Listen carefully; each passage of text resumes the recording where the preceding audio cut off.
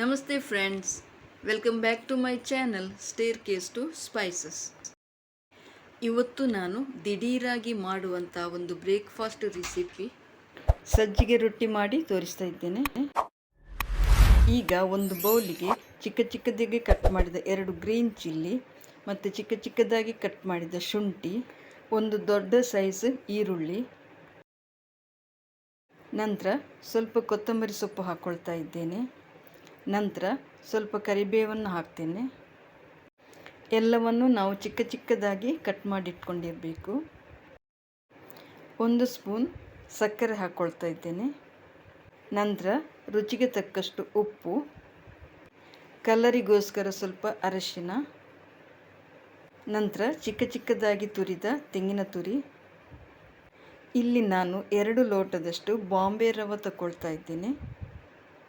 ನಂತರ ಇದಕ್ಕೆ 1 ಬೌಲ್ ಮೊಸರನ್ನು ಹಾಕ್ಕೊಳ್ತಾ ಇದ್ದೇನೆ. ಇದನ್ನು ಹಾಕ್ಕೊಂಡು ನಾವು ಒಂದು ಸಲ ಮಿಕ್ಸ್ ಮಾಡ್ಕೊಳ್ಳೋಣ.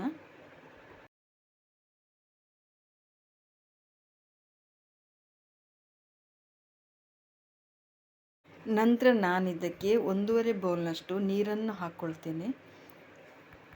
ಎಲ್ಲವನ್ನು ಚೆನ್ನಾಗಿ ಮಿಕ್ಸ್ ಮಾಡಿ ರೊಟ್ಟಿ ಮಾಡುವ ಹದಕ್ಕೆ ನಾವು ಹಿಟ್ಟನ್ನು ಈಗ ರೆಡಿ ಮಾಡಿ ಇಡೋಣ. ಇದನ್ನು ನಾವು ಒಂದು ½ ಆನ್ ಅವರ್ ಹಾಗೆಯೇ ಬಿಟ್ಬಿಡೋಣ. ರೊಟ್ಟಿ ಮಾಡಲು ಬಾಳೆ ಎಲೆ ಇದ್ದರೆ ಚೆನ್ನಾಗಿರ್ತದೆ. ಈ ಬಾಳೆ ಎಲೆಗೆ ನಾನು ಸ್ವಲ್ಪ ತೆಂಗಿನೆಣ್ಣೆ ಹಾಕ್ಕೊಳ್ತೇನೆ. ಅದರ ಮೇಲೆ ಇನ್ನೊಂದು ಬಾಳೆ ಎಲೆ ಇಟ್ಟು ಆ ಆಯಿಲನ್ನು ನಾವೀಗ ಸ್ಪ್ರೆಡ್ ಮಾಡೋಣ. ಹಿಟ್ಟು ಹದ ಮಾಡಿದ ಕೂಡಲೇ ನಾವು ರೊಟ್ಟಿ ಮಾಡಿದರೆ ಅಷ್ಟೊಂದು ಸಾಫ್ಟಾಗಿ ಬರೋದಿಲ್ಲ. ½ ಆನ್ ಅವರ್ ಹಾಗೇ ಬಿಟ್ಟು ನಂತರ ನಾವು ರೊಟ್ಟಿ ಮಾಡಿದರೆ ರೊಟ್ಟಿ ಸಾಫ್ಟಾಗಿ ಬರ್ತದೆ. ಈಗ ನಾವು ಸ್ವಲ್ಪ ಹಿಟ್ಟನ್ನು ತಗೊಂಡು ರೊಟ್ಟಿ ಮಾಡೋಣ. ಇದನ್ನು ನೀಟಾಗಿ ನಾವೀಗ ಸ್ಪ್ರೆಡ್ ಮಾಡಿಕೊಳ್ಬೇಕು.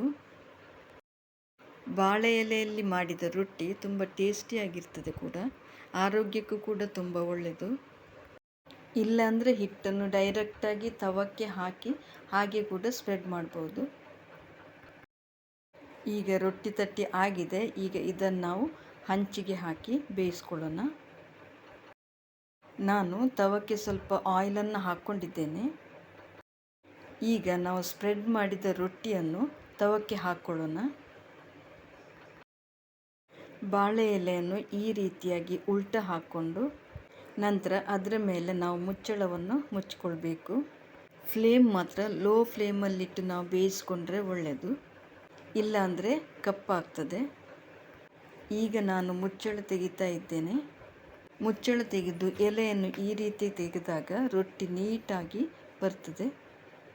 ಈಗ ರೊಟ್ಟಿಯ ಮೇಲೆ ಸ್ವಲ್ಪ ತುಪ್ಪವನ್ನು ಹಾಕಿ ಸ್ಪ್ರೆಡ್ ಮಾಡೋಣ.